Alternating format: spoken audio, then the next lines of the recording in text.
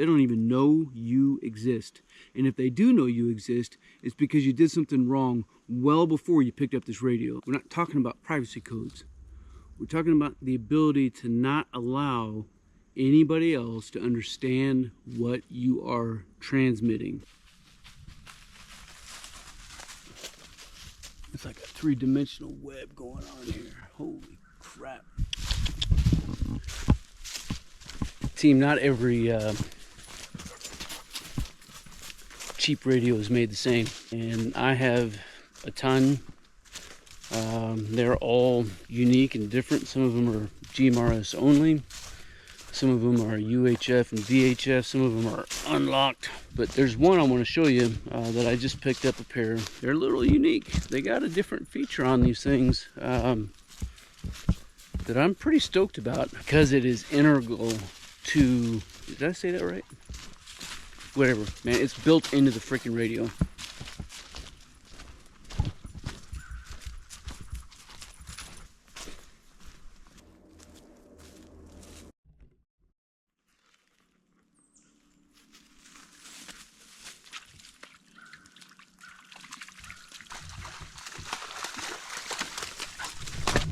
I just want to get some water.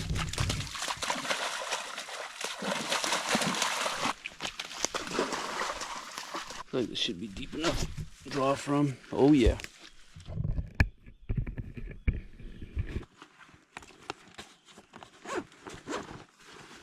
No sir, no sir.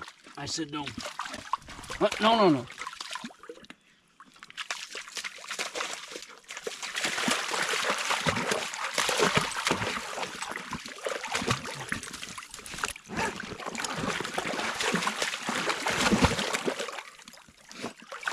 My little piggy.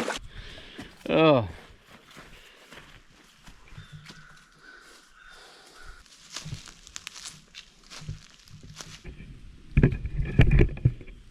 You know, we're talking the $25 to $50 handheld walkie-talkie China classics, right? Whether it's Bofunk, whether it's a Tide radio, whether it's a whatever.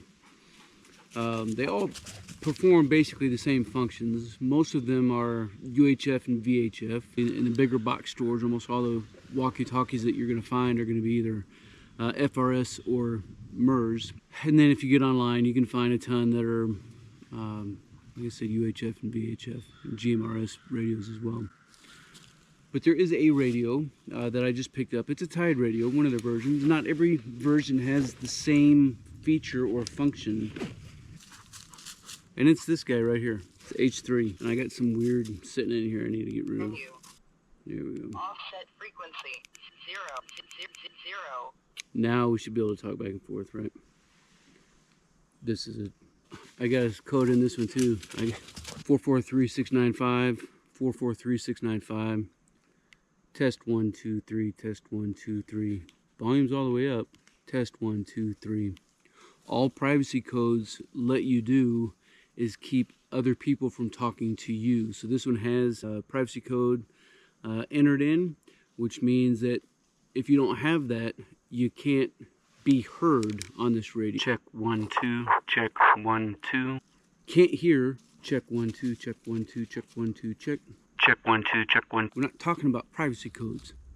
We're talking about the ability to not allow anybody else to understand what you are transmitting. Cool radio, you know, it's typical 5 watt, I think is what it is. Super tiny, right?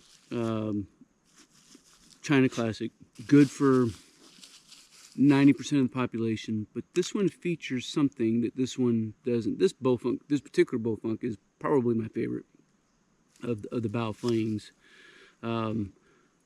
But I wish it had two things. One, a USB-C charger, and the ability to do something that this one can, that's integral into it. It's built into it. It's kind of badass. If you want to see, Confirm. Same frequency, same words coming out of my mouth. One time you could hear it and understand it.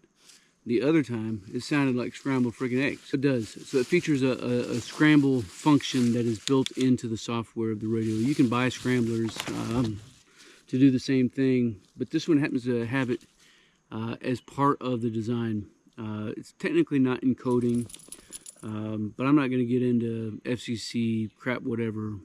What I want to tell you is that there is a radio that exists that lets you talk, that yes, other people can pick up the transmission. It's pretty awesome, right? Because you can't understand what you're saying. And if you say, yeah, but they can still hear you. Okay, so who is the they that you're concerned about?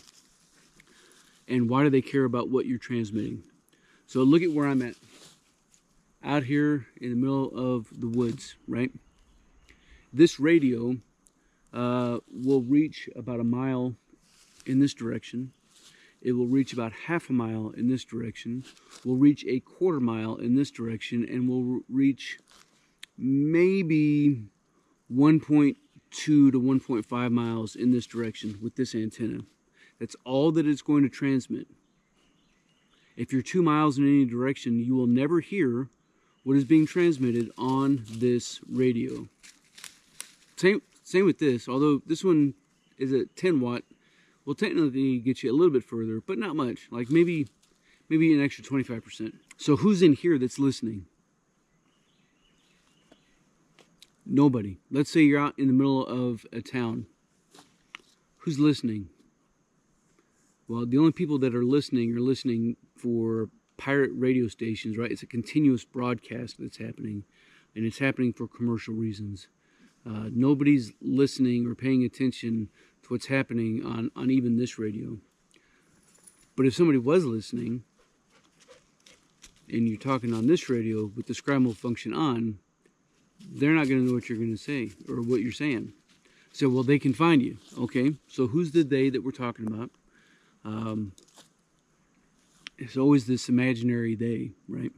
Somebody's out there doing directional finding. Somebody's out there doing a fox hunt. So fox hunts, if you're unfamiliar, is the team of, or the art of triangulating a source of a transmission. Yes, it's feasible, right? But where you see it happening, especially in the ham community, is a fixed location, and it is not moving. Sending out a test 1, 2, 3, every 60 seconds they're sending out this transmission. And so you drive around, and you either use a directional antenna, and you figure out, based off of the strength of the transmission, what's being received, you figure out lines that it's coming on, and where those lines intersect, that's where the transmission is coming from. That sounds well and good if you're looking for a pirate radio station, right? That's well and good if you're looking for somebody who's got a comm shack set up and always transmits at 1800 local time. But what do you do if you're out here on the move? Good luck. Good luck. Oh, you think you're that much of a badass? Contact me and we'll do a fox hunt out here and we'll see if you can find me. I'll even transmit every 10 minutes. Can it be done? Yes, but who's the they that can do it? But they don't give two shits about you. They don't even know you exist. And if they do know you exist, it's because you did something wrong well before you picked up this radio. You picking up what I'm putting down? We gotta be smarter than this, team. Quit finding bullshit reasons to not like something. This is a cool little radio. If you like cool radios, let me know down in the comments below. If you like the ability to be able to scramble your transmission, scrambled egg that thing, then let me know. Let me know what you think about this thing, man. I'm looking forward to hearing your thoughts and your comments down below as we all continue to master our craft and develop our tactical virtue. Till then, you stay out there, you keep grinding, and you stay stoked. Team, if you want to master your craft and develop your tactical virtue, make sure you subscribe to the channel and click that notification bell so that you can stay up to date with future content. Consider becoming a channel member. It's going to give you exclusive access to content not available to anybody else. I appreciate you guys. Until then, you stay out there, you keep grinding, and you stay stoked. I know you're out there! Come to my voice! Yeah, that's a good boy. So we just kicked out first two guys doing the land nav course during the day.